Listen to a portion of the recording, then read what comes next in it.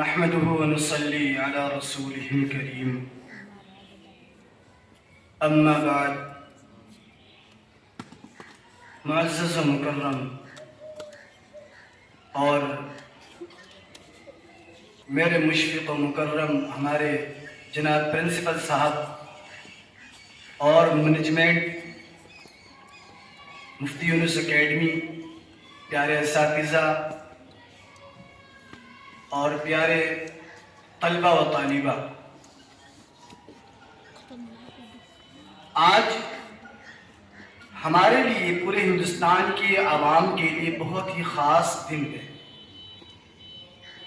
اور کیوں خاص نہ ہو کہ جب اس ملک کی آزادی کے لیے ہمارے بڑوں نے، ہمارے آباء و اجداد نے، ہمارے ویروں نے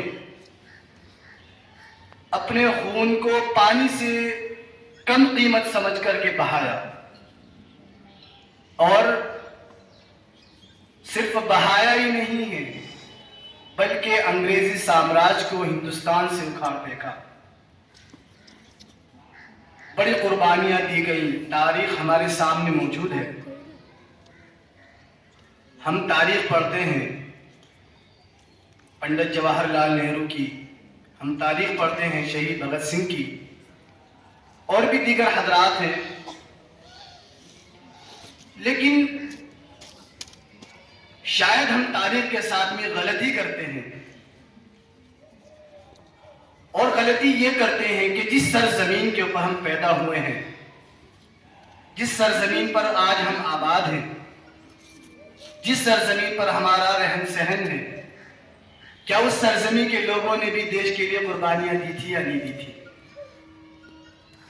آج ہمارے بچے شاید نہ سمجھتے ہوں اس بات کو کہ ہمارا شہر نگینہ انگریزی سامراج کے اندر ایک چھوٹی دہلی بھی کہلایا کرتا تھا. کیوں؟ اس کی وجہ یہ تھی کہ یہاں کے جو قائدین تھے، یہاں کے جو رہنما تھے، بڑے لیڈر تھے، ان لوگوں کے تعلق دہلی کے بڑے لیڈروں سے تھے. کل اتفاق سے میرا ایک جگہ جانا ہوا، اور وہاں پر جا کر کے مجھے معلوم ہوا کہ نگینہ کی سرزمین نے کیسے کیسے مجاہدین کو پیدا کیا ہے، جن میں ایک نام حافظ ابراہیم صاحب کا بھی ہے، مولانا عتیق الرحمان صاحب کا بھی ہے، عزیز الرحمان صاحب کا بھی ہے. یہ وہ لوگ ہیں جنہوں نے نگینہ کی سرزمین پر جنم لیا اور انگریزی سامراج کے خلاف اپنی جانوں کا نذرانہ نہیں پیش کیا، بلکہ ایسی ایسی قربانیاں دی کہ جو ہمارے تصور سے بھی باہر ہے. اور حافظ ابراہیم صاحب، جس وقت ہمارا ملک آزاد ہوا، پنڈت جواہر لال نہرو ہمارے ہندوستان کے وزیر اعظم بنے، تو اس وقت میں جو ہے آپ بجلی وبھاگ کے ادھیکاری بڑے مانے گئے، آپ کو بنایا گیا، اور آپ کی دور میں، آپ کی نگرانی میں ہمارے ملک نے بجلی وبھاگ کو لے کر بڑے بڑے پروجیکٹ پر کام کیا، اور دیش کی ترقی کے لیے وہ تمام پروجیکٹس جو ہیں وہ کامیاب ہوئے، اور دیش نے ہماری ترقی کی. حافظ ابراہیم صاحب جو نگینہ کی سرزمین پر جن کا جنم ہوا، ان کی ایک سب سے بڑی مثال یہ بھی تھی کہ آپ نے مسلم لیگ سے جو ہے اپنی زندگی کا آغاز کیا، اور بجنور کی سیٹ سے انہوں نے 1937 کے اندر الیکشن لڑا. اس کے بعد میں محمد علی جناح نے کہا کہ بجنور کے اندر مسلمانوں کی تعداد زیادہ ہے، ہماری پاور اچھی ہے، اس لیے حافظ ابراہیم جو یہاں سے الیکشن جیتے ہیں.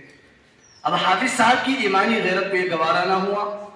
آپ ایم ایل اے تھے، لیکن آپ نے فوراً ہی استعفیٰ دے دیا، اور نیشنل کانگریس کے اندر آپ پہنچ چکے. وہاں پر پہنچ کر کے دوبارہ پھر الیکشن لڑا. محمد علی جناح نے آپ کے مد مقابل میں ایڈوکیٹ عبدالسمیع صاحب کو کھڑا کیا. تاریخ ہمیں یہ بھی بتاتی ہے کہ آپ نے الیکشن لڑا، اور اتنے ووٹوں سے آپ نے جیت حاصل کی کہ ایڈوکیٹ عبدالسمیع صاحب کا نام و نشان تک نہیں رہا. اس کے بعد میں انگریزی سامراج کے اندر بھی آپ جو ہے یو پی کے اندر وزیر کے طور پر کام کرتے رہے.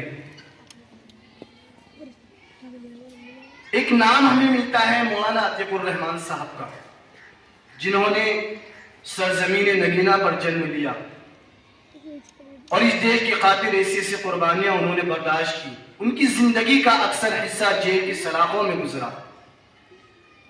جس وقت الہ آباد کے اندر ایک لشکر کو تیار کیا گیا اور اس لشکر کا صرف ایک یہ نعرہ تھا کہ انگریزوں بھارت چھوڑو، کہ اب بھارت کے ویر جوان کھڑے ہوئے ہیں اور تمہیں اب اس دیش سے جانا ہوگا، تو اس لشکر کی کمان سنبھالنے والے مولانا عتیق الرحمان صاحب تھے۔ یہ ہمارے نگینا کے مجاہدین کی تاریخ ہے۔ ایک نام ہمیں ملتا ہے عبدالرشید صاحب کا، جو نگینا کے محلہ لوہاری سرائے کے رہنے والے تھے۔ آپ نے ایک توپ بنائی اور توپ کے اندر جو میں نے پڑھا ہے تاریخ میں، اس کے اندر کچھ لکڑی کے برادہ لے کر کے اور کچھ لوہے کے باریک برادہ لے کر کے اس سے ایک گولا بنایا جاتا تھا۔ اور ایک منیم چوک سے جب آگے ہم چلیں گے، ایک مسجد پڑتی ہے، قبرستان بھی پڑتا ہے، وہاں پر ایک باغ کہلاتا تھا بھائی کا باغ۔ وہ بھائی کے باغ کے نام سے بھی مشہور تھا اور بھائی کے باغ کے، وہ نگینا کا جلیہ والا باغ کہلایا کرتا تھا۔ اور اس کی جلیہ والا باغ کہلانے کی وجہ یہ تھی کہ جب وہ توپ بنائی گئی اور اس باغ کے اندر کچھ نگینا کے ویر مجاہدین لے کر وہاں پر پہنچے اور انہوں نے جب دیکھا کہ گوروں کی فوج جا رہی ہے تو انہوں نے اس توپ سے ان کے اوپر حملہ کیا، اور جس میں تقریباً 24 انگریزی فوجی جو ہیں وہ زخمی ہوئے۔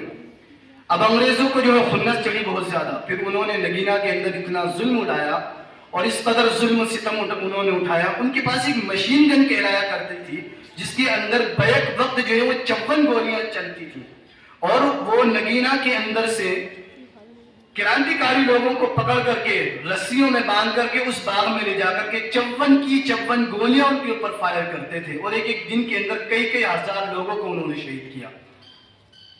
یہ نگینا کا جلیہ والے باغ کے نام سے بھی مشہور ہوا ہے باغ۔